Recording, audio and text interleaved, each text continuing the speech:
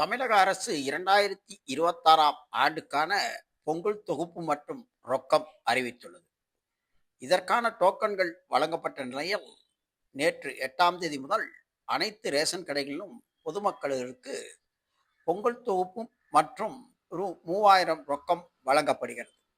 தினசரி காலை 150 பேருக்கும் மாலை 150 பேருக்கும் என 300 பேருக்கு வழங்கப்படும் இந்த பரிசு தொகுப்புக்கு பொதுமக்கள் மறக்காமல் எடுத்து செல்ல வேண்டிய 3 பொருட்கள்.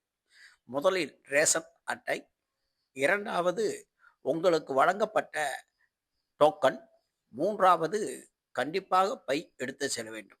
1 கிலோ சர்க்கரை, 1 கிலோ அரிசி வாங்குவதற்கு பை அவசியம். எனவே ரேஷன் கடைக்கு செல்லும்போது மறக்காமல் பைகளை எடுத்து செல்லும்படி ரேஷன் கடைகளில் நோட்டீஸ் ஒட்டப்பட்டுள்ளது.